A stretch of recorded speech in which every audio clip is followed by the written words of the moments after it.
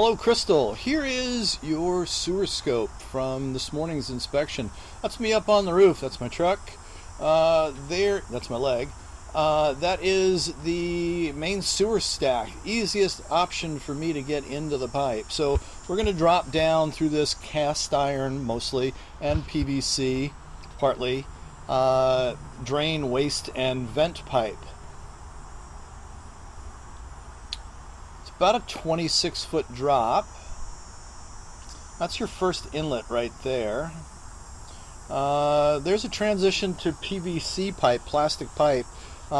Likely a remodel or a redo of some part of the drain pipe at some point in the history of the house. So about, like I said, 26-foot drop. Hard to tell. It looks like we might be still in cast iron under the house, but we're going to change, and I think that was a change right there, over to a fortified concrete pipe. Typical material, if that's what this is, I'm assuming that's what it is, in our area, for especially knowing when the house was built. We get a little better view further on down the line. Typically the dirtiest part of the pipe is closest to the house. It kind of just makes sense that that's the way it would roll. You can see there's a rubber gasket at the connection points. Longer length to these pipes, typically about 10 feet or so. Could be longer, could be a little bit less. Those are the unions right there. Because there's a rubber gasket, there's typically not any root growth. What you're seeing around the sides of the pipe, there's some roots. Those were cobwebs previous to that. So I don't see a joint line anywhere here. Now this could be a runner. It may not be entering the pipe at that exact point. It may be further on up the line and then growing back in this direction. Hard to tell. But obviously you can't really see what's going on because of the root growth. That's actually the bottom of the pipe. And here's a joint. So it doesn't look like there was a joint where those roots were coming in, which is a big question mark to me. Now, this likely is a joint, and this is the second place where we've got some root growth. Okay, because those roots are around the circumference of the pipe, that just kind of stands to reason that that is root growth. Here's a quick transition to cast iron pipe. This potentially was a replacement section at some point in the life of the pipe.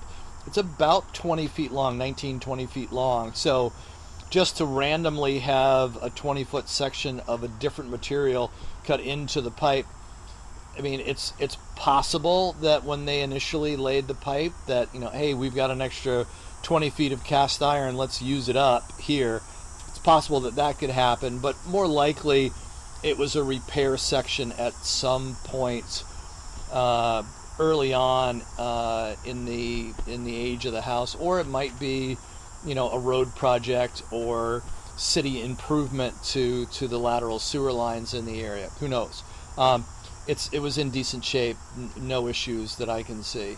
The wider section, that's the top of the pipe.